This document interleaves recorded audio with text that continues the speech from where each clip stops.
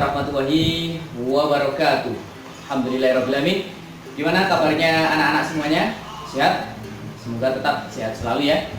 Alhamdulillah kita sudah lama sekali tidak bertatap muka. Alhamdulillah kita selalu diberikan kesehatan oleh Allah, sehingga pada pagi hari ini kita bisa bertatap muka walaupun secara online. Jadi saya tidak perlu banyak panjang lebar memperkenalkan diri saya, karena pasti kalian semuanya sudah pasti kenal saya ya. Nama saya tetap saja Pak Nija ya, kalian sudah kenal sendiri kan, jadi saya nggak usah perkenalan.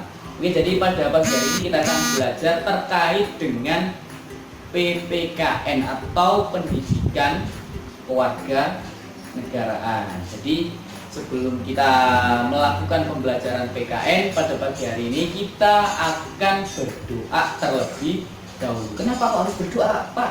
Supaya apa yang kita pelajari ilmunya manfaat, ilmunya barokah, dan segala yang kita hajatkan terkabulkan. Kita mulai dulu. Al-Fatihah. Oke, setelah kita belajar terkait dengan PPKN, silakan buka LKS-nya. Oke, sudah dibuka. Ya, habis ini kita simak PowerPoint dari saya. Baik, selamat pagi anak-anak SMK Al-Azhar yang saya banggakan, saya hormati. Alhamdulillah kita bertemu lagi di mata pembelajaran PPKN. Alhamdulillah kita masih diberikan kesehatan, masih diberikan kenikmatan, masih dijaga oleh Allah Subhanahu wa taala, sehingga pagi hari ini kita bisa menjalani aktivitas pembelajaran secara daring ya. Jadi untuk materi PKN pada hari ini, sebelum saya mulai materinya, saya cek dulu apakah alat tulisnya sudah siap, buku tulisnya dan alat tulisnya sudah siap. Jangan lupa sarapan terlebih dahulu. Jadi pagi-pagi kita sarapan terlebih dahulu supaya apa? Supaya gak oleng, oke? Supaya gak oleng ya. Dan juga jangan sampai lupa disiapkan tehnya, kopinya, cemilannya, supaya pembelajaran pada pagi hari ini bisa enjoy. Oke, jadi materi PKN pada pagi hari ini itu adalah terkait dengan ancaman terhadap ideologi, politik, ekonomi, sosial, budaya, pertahanan, dan keamanan. Oke, kita langsung masuk ya. Jadi terkait dengan ancaman, apa sih ancaman itu? Mengapa sih ancaman terhadap ideologi, politik, dan lain-lain itu sangat penting dipelajari? Karena bagaimanapun kita mempelajari terkait dengan ancaman, berarti kita mempunyai sumbangsi untuk menjaga wilayah NKRI. Jadi kalau kita belajar terkait dengan ancaman terhadap ideologi, itu berarti kan terkait dengan bagaimana cara kita bisa melindungi, membentengi supaya tidak ada pihak-pihak atau kelompok yang merusak keutuhan negara ini. Jadi itu fungsi atau tujuan kita belajar terkait dengan ancaman terhadap ideologi, politik, dan juga yang lain-lain. Apa sih ancaman itu? Jadi terkait dengan pengertian ancaman, itu adalah usaha yang bersifat mengubah atau merombak kebijaksanaan yang dilakukan secara konsepsional. Jadi ada cara-caranya. Jadi sudah dirancang, ada usaha merancang untuk merubah atau merombak suatu sistem dengan cara yang politis. Itu ancaman. Ada juga yang namanya tantangan lah. Kalau tantangan ini berarti usaha yang bertujuan untuk menggugah kemampuan, bagaimana adrenalin kita ini terpacu supaya bisa melaksanakan sesuatu. Yang ketiga ada yang namanya hambatan. Kalau hambatan ini kan berarti usaha yang berasal dari diri sendiri, jadi secara internal. Kalau secara eksternal itu berarti namanya adalah gangguan. Oke, masuk terkait dengan ancaman. Oke, next.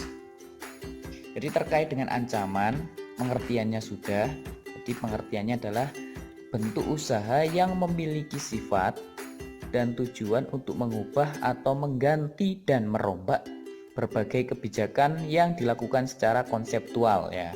Jadi mengubah suatu sistem, mengubah suatu tatanan secara politis. Jadi ada planningnya, ada rencananya. Jadi terkait dengan ancaman itu kan bisa dari sisi internal, bisa juga dari sisi eksternal. Kadang juga ancaman itu bisa mempengaruhi keutuhan dari negara itu sendiri. Jadi kalau terkait dengan ancaman, memang ada dua hal.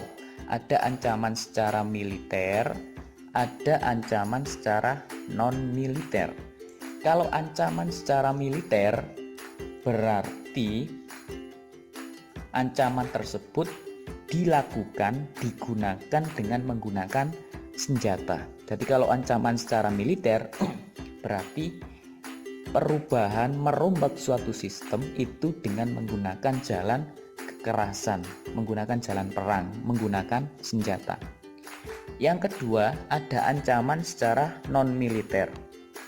Kalau ancaman secara non-militer berarti tidak menggunakan alat perang, tidak menggunakan senjata.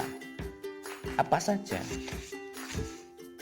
Jadi terkait dengan ancaman non-militer ini adalah ancaman yang dilakukan tanpa menggunakan senjata. Misalnya bisa menggunakan politik, bisa menggunakan ancaman secara sosial budaya, bisa menggunakan ancaman secara ekonomi. Oke, next. Nah, ini termasuk bentuk-bentuk ancaman yang bisa mengganggu keutuhan wilayah negara Republik Indonesia atau bisa mengusik integrasi nasional. Yang pertama, ada yang namanya ancaman secara ideologi. Nah, akhir-akhir ini kan banyak sekali ancaman secara ideologi, pengen mengganti Pancasila atau munculnya kelompok-kelompok garis keras yang menginginkan tidak ada sistem demokrasi, yakni adanya sistem khilafah. Itu juga termasuk ancaman secara ideologi.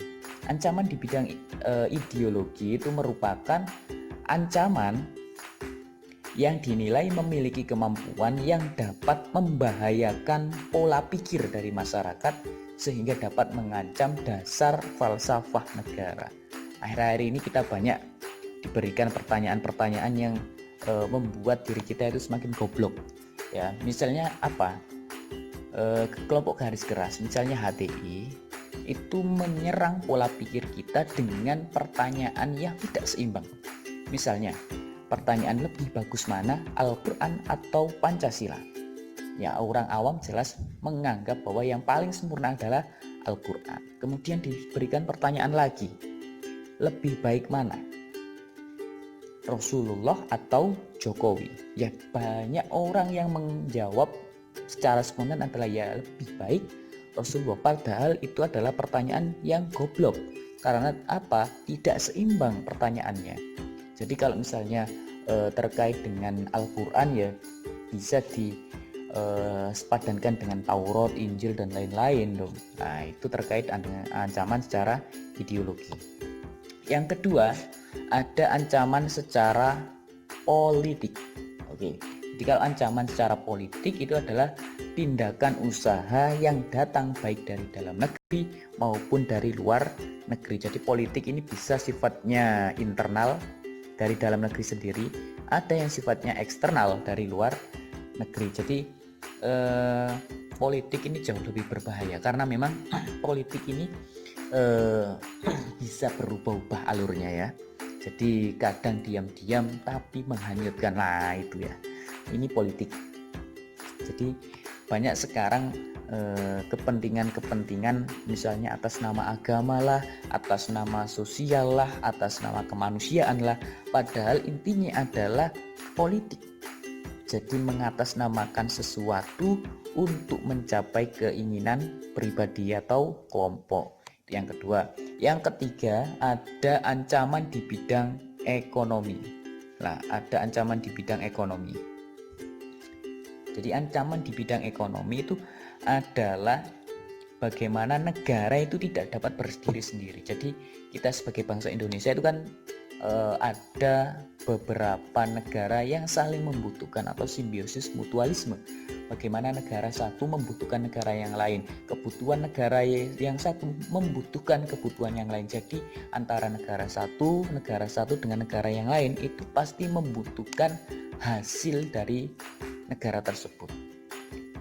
Jadi ancaman di bidang ekonominya itu apa? Jadi mempengaruhi adanya globalisasi. Sehingga apa? Jadi era sekarang di bidang ekonomi itu banyak negara yang tidak memiliki suatu kebijakan ekonomi.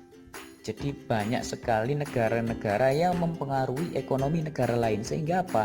Sehingga membuat usaha-usaha rakyat, usaha-usaha masyarakat itu semakin tidak berkembang. Karena apa? Karena banyaknya produk-produk yang datang dari luar negeri dengan harga murah sehingga menyingkirkan produk-produk lokal. Oke, itu yang ketiga. Yang keempat ada ancaman dalam bentuk sosial budaya. Nah, ini yang paling rawan sekarang adalah sosial budaya. Jadi ancaman di bidang sosial budaya itu memang ancaman yang berasal dari masyarakatnya itu sendiri. Jadi kebanyakan sekarang makanya muncul beberapa perumahan-perumahan itu, di balik munculnya pembangunan perumahan-perumahan itu adalah untuk menciptakan, membentuk suatu kelompok masyarakat yang bersifat semi tertutup. Jadi maksudnya semi tertutup adalah manusia itu tidak bisa terbuka lagi, solidaritasnya kurang, kepercayaan terhadap tetangga itu kurang, kemudian gotong royong kurang, nilai-nilai agama kurang. Jadi itu sosial budaya sekarang itu sifatnya semi tertutup. Jadi membuat diri kita semakin individualis, egois, dan juga pragmatis atau bersifat praktis. Yang kelima, ada bentuk ancaman secara hankam atau pertahanan keamanan. Akhir-akhir ini kita banyak melihat beberapa situasi di wilayah Indonesia, khususnya wilayah teritorial laut kita, sering terjadi beberapa invasi atau ekspansi dari negara lain untuk mengambil wilayah negara kita. Jadi adalah terkait dengan kedaulatan negara, terkait dengan beberapa terorisme, kemudian konflik di dalam negeri itu juga termasuk di bidang pertahanan dan juga keamanan. Oke, next. Ancaman di bidang ideologi itu apa saja sih? Sebenarnya ada banyak sekali ancaman di bidang ideologi. Cuma ini saya carikan beberapa hal yang sangat berkaitan atau sangat relevan dengan situasi pada saat ini. Yang pertama adalah ancaman di bidang ideologi itu adalah rendahnya sikap cinta produk dalam negeri. Kebanyakan orang kalau sudah ideologi atau pemikirannya itu telah teracuni oleh hal-hal yang sifatnya pragmatis negatif, otomatis orang tersebut tidak akan menyukai produk lokal. Jangankan mencintai produk lokal, mencintai negaranya sendiri itu sudah tidak mampu, alias sudah luntur nasionalismenya. Ya karena apa? Karena pengaruh dari luar. Itu yang pertama.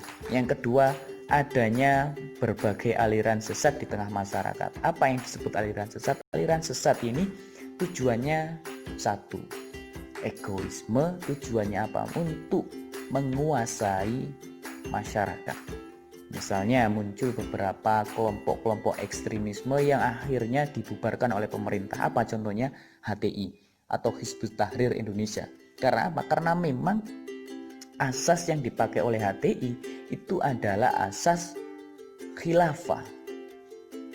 Jadi tidak menerima asas demokrasi Pancasila. Jadi penegakan hukumnya adalah penegakan melalui sumber hukum agama Islam. Jadi kalau di masyarakat multikultural ya mesti tidak bisa. Karena di Indonesia bukan hanya orang yang mempunyai agama Islam, tapi selain Islam juga banyak. Kemudian yang ketiga, timbulnya atau adanya provokasi yang terjadi di masyarakat. Jadi karena pola pemikirannya, kemudian terkait dengan pembelajaran kewarganegaraannya kurang, kemudian terkait dengan nilai-nilai Pancasila, praktek-praktek nilai atau norma di masyarakatnya kurang, akhirnya banyak sekali masyarakat yang mudah terprovokasi melalui konten di media sosial. Jadi sekarang membenturkan kelompok satu dengan kelompok yang lain itu mudah. Tinggal kita membuat konten yang viral, kontroversial di masyarakat, itu bisa menggaduhkan suasana. Jadi sekarang media sosial itu menjadi suatu cara yang paling ampuh untuk mengadu domba antara kelompok satu dengan kelompok yang lain. Adanya muncul sikap apatis. Apa sikap apatis itu? Sikap apatis itu adalah sikap cuek, don't care, tidak peduli terhadap kinerja dari pemerintah. Padahal kalau pemerintah itu tidak sesuai dengan hal-hal yang sewajarnya, kita bisa melakukan kritik. Kita bisa melakukan saran atau apresiasi. Oke, terjadinya pemberontakan dan separatisme. Ya, pemberontakan dan separatisme ini muncul karena memang ideologi mereka, pemikiran mereka itu tidak seimbang. Jadi mudah goyah dan mudah disusupi oleh aliran-aliran yang garis keras. Kemudian munculnya paham komunisme. Nah, ini termasuk dalam ancaman bidang ideologi. Oke, next. Yang kedua, apa saja sih ancaman di bidang politik? Nah, apalagi sekarang terkait dengan adanya beberapa pemilihan kepala daerah atau bupati, banyak sekali politik uang.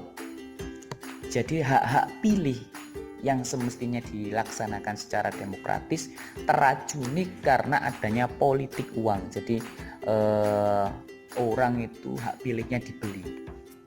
Ya, dikasih uang, disuruh milih pasangan calon ini, nanti dikasih uang segini. Itu termasuk dengan politik uang atau money politics. Yang kedua ada politik sara. Jadi politik sara ini memang suatu cara membenturkan antara masyarakat satu dengan masyarakat yang lain menggunakan unsur suku, agama, ras, dan budaya. Jadi memang antara ras, etnik, suku ini mudah sekali untuk diadu domba. Karena apa? Karena memang orang yang ideologinya itu kritis, ideologinya itu tidak stabil, itu gampang sekali diadu domba. Kemudian ada politik oligarki terkait dengan politik kekuasaan. Yang terakhir, ancaman di bidang politik itu adalah penyerangan batas wilayah negara. Jadi penyerangan batas wilayah negara baik melalui invasi atau melalui ekspansi, entah itu melalui darat, melalui laut, atau melalui udara. Oke, next. Ancaman yang ketiga itu adalah ancaman di bidang ekonomi. Jadi di bidang ekonomi itu adalah yang pertama, ini sudah jelas ini, masuknya berbagai produk yang berasal dari luar negeri karena adanya perdagangan bebas. Justru perdagangan bebas ini juga memiliki dampak positif dan juga dampak negatif. Dampak positifnya itu apa? Dampak positif dari adanya perdagangan bebas itu adalah terbukanya peluang masuknya berbagai produk dari dalam negeri ke pasar internasional secara kompetitif. Tapi dampak negatif dari adanya pasar bebas itu adalah masuknya produk-produk global, produk-produk dari negara lain ke dalam pasar domestik yang begitu besar sehingga tidak seimbang. Akhirnya apa? Karena barang dari luar negeri itu masuk secara bebas tanpa terkendali, akhirnya banyak produk-produk lokal itu mengalami kepailitan atau bangkrut karena kalah kompetitif. Oke. Yang kedua, mulai dikuasainya perekonomian dalam negeri oleh pihak asing. Karena apa? Karena ini menggunakan ancaman yang bersifat politik. Jadi banyak investor-investor asing itu menanamkan modal yang besar sekali, entah itu membangun infrastruktur, membangun bangunan atau yang lain. Tujuannya apa? Tujuan finalnya atau goals finalnya adalah untuk menguasai perekonomian dan juga menguasai sistem ekonomi, circular flow-nya oleh pihak asing. Yang ketiga, semakin melemahnya perekonomian rakyat dengan adanya subsidi berkurang. Karena memang pemerintah tidak punya urgenitas. Jadi pemerintah itu tidak meneropong bahwasanya rakyat itu punya produk, kemudian kok nggak dikasih subsidi, nggak didukung, maka lama kelamaan perekonomian rakyat yang bertumpu pada produk-produk lokal itu bisa berkurang atau bisa mengalami kepailitan, bangkrut. Karena apa? Karena tidak adanya dukungan atau support dari pemerintah. Ancaman bidang ekonomi yang keempat, meredupnya pertumbuhan ekonomi jangka panjang. Jadi terkait planning atau rencana pertumbuhan ekonomi jangka panjang ini bisa meredup karena apa? Karena kita hari ini tuh hanya memikirkan ekonomi jangka pendek. Jadi jangka pendek itu 1 tahun ke depan, 2 tahun ke depan, atau jangka menengah misalnya 5 tahun ke depan, 10 tahun ke depan, tapi tidak memikirkan jangka panjangnya. Oke lah kalau hari ini berpikir terkait dengan pertumbuhan ekonomi dengan jangka pendek, ya hasilnya akan oke, positifnya hari ini, tapi kita tidak tahu nanti sisi negatifnya atau sisi bagaimana kita mengalami suatu bencana yang hebat ke depannya ini belum terfikirkan. Nah, next, ada ancaman bidang sosial budaya. Nah, ini yang terjadi pada masyarakat modern sekarang. Misalnya, muncul gaya hidup yang bersifat konsumtif. Bersifat konsumtif. Apa bersifat konsumtif itu?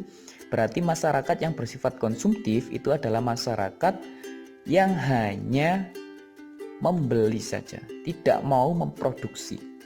Masyarakat konsumtif itu lebih kepada masyarakat pragmatis, tidak mau berproses dan hanya bersifat instan. Kepenginnya beli langsung makan, tidak mau berproduksi. Jadi sifatnya adalah praktis, kepengen dapat, kepengen cepat selesai, sekali beli sekali makan, tanpa memikirkan produksinya itu seperti apa. Ada juga sifat hedonisme di kalangan masyarakat Indonesia. Hedonisme itu apa? Sifat hedonisme adalah sifat yang kalau bahasa gaulnya adalah sok kaya. Jadi kepengen sesuatu yang mahal, kepengen sesuatu yang branded, kepengen sesuatu yang sekiranya dilihat oleh temannya, dilihat oleh masyarakatnya itu bahwa dia itu termasuk orang-orang yang high class atau kelas tinggi padahal miskin. Nah, ini termasuk suatu sifat yang hedonisme, menghambur-hamburkan uang, kemudian melakukan pola hidup yang tidak sesuai dengan realitanya, itu termasuk hedonisme. Nah, yang ketiga, timbulnya sikap individualisme. Nah, ini juga termasuk ancaman di bidang sosial budaya. Individualisme itu apa? Berarti individualisme itu kan suatu sikap yang mengutamakan dirinya sendiri. Jadi tidak mengutamakan kepentingan umum. Misalnya kita punya uang banyak, kita melihat beberapa orang di sekitar kita itu miskin, tidak bisa makan, tidak punya tempat hidup. Kira-kira kalau kita punya sikap individualisme itu seperti apa? Pasti sifatnya adalah acuh. Wis, aku iki gak ono hubungan dengan awakmu, wis gak usah tak bantu lah, wong awakmu iku sopo sih. Itu individualisme. Yang kedua, sifat timbulnya gejala westernisasi. Apa westernisasi? Westernisasi itu adalah suatu gejala yang bersifat kebarat-baratan. Jadi budaya kebarat-baratan itu banyak. Misalnya tidak memakai kerudung, misalnya laki-laki perempuan yang belum menikah goncengan satu sama lain, atau biasanya budaya westernisasi adalah adanya budaya-budaya yang tidak sesuai dengan budaya timur. Kalau budaya timur itu kan jauh lebih tertutup, jauh lebih terpuji, jauh lebih berakhlakul karimah. Kalau westernisasi ini jauh lebih terbuka budayanya, tapi lebih condong ke sifat negatif westernisasi ini. Yang kelima, semakin memudarnya budaya gotong royong dan solidaritas. Kenapa? Karena memang sekarang dibentuk grand planning agar manusia sekarang itu terpecah menjadi beberapa kelompok. Semakin besar suatu negara, maka cara untuk memecah suatu negara yang besar adalah dengan cara membuat kelompok-kelompok. Nah, karena membuat kelompok-kelompok, akhirnya solidaritasnya, kekeluargaannya, kemudian nilai gotong royongnya ini mulai menurun. Karena apa? Karena ya munculnya sifat individualis itu tadi, sifat egois itu tadi. Kamu itu siapa saya, kamu itu ada hubungan apa dengan saya, kan nggak ada. Jadi sifatnya individualisme.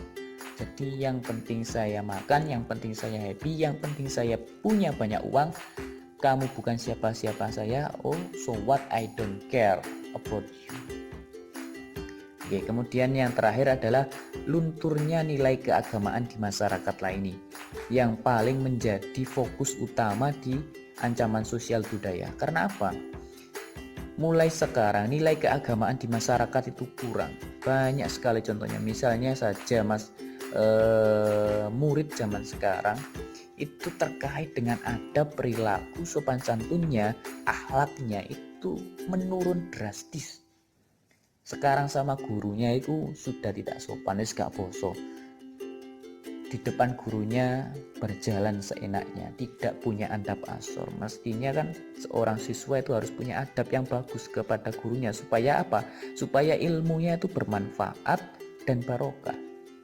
Banyak lagi karena sekarang banyak gengsinya, yang semulanya dulu berkerudung memakai hijab, sekarang dicopot hijabnya dengan alasan saya memakai hijab nanti tidak laku atau sulit mendapatkan pacar. Ini kan suatu pernyataan atau suatu jawaban yang bagi saya adalah goblok, karena mengubah sisi positifnya menuju sisi negatif.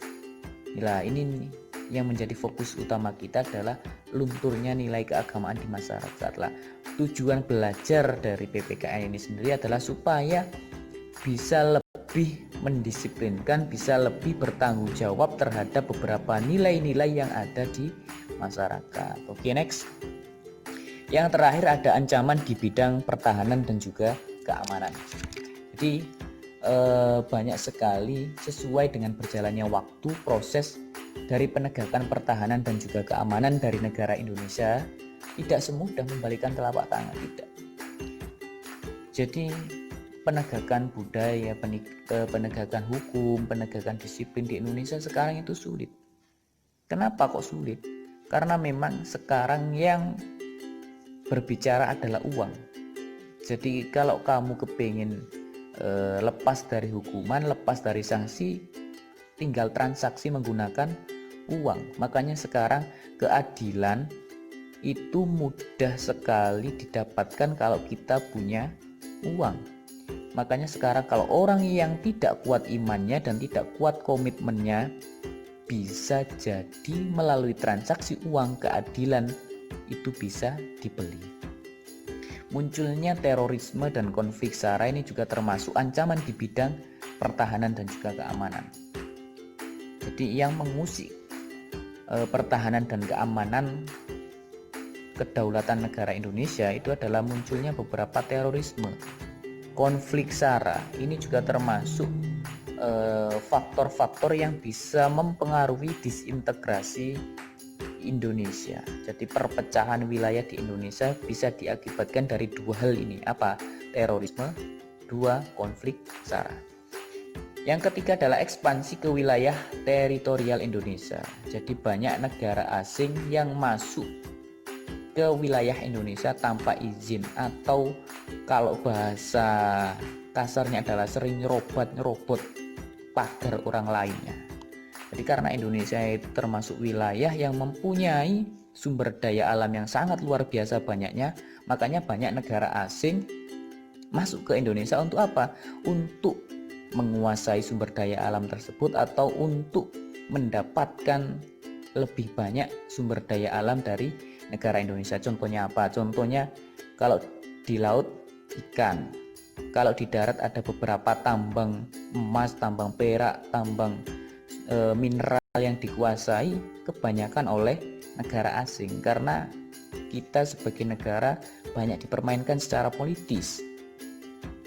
Jadi itu terkait dengan ancaman yang bisa mempengaruhi disintegrasi negara. Jadi melalui ancaman ideologi, ada ancaman politik, ada ancaman ekonomi, ada ancaman sosial budaya, dan juga ada ancaman pertahanan dan juga keamanan. Jadi itu terkait materi pada pagi hari ini.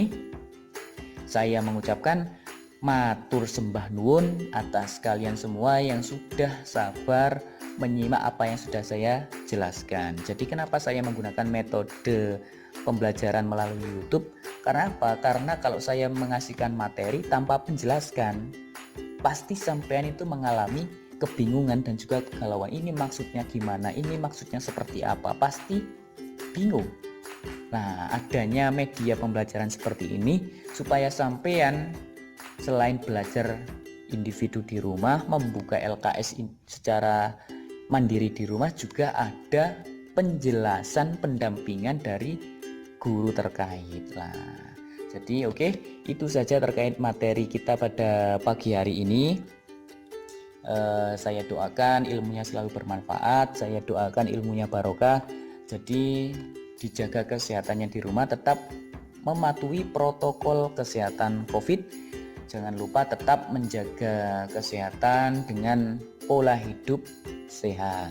Oke, terima kasih. Saya sampaikan kepada kalian semuanya. Sampai jumpa di pertemuan yang akan datang. Oke. Terlebih dahulu channel YouTube saya Nizam Al Faruq.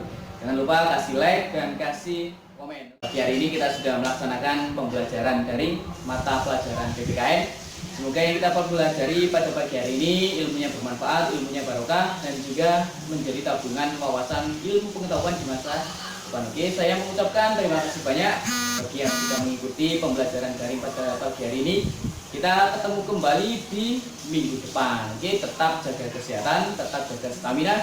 Jangan lupa sebelum belajar berdoa, siapkan alat tulisnya masing-masing. Oke, terima kasih. Saya tutup. Wassalamualaikum warahmatullahi wabarakatuh.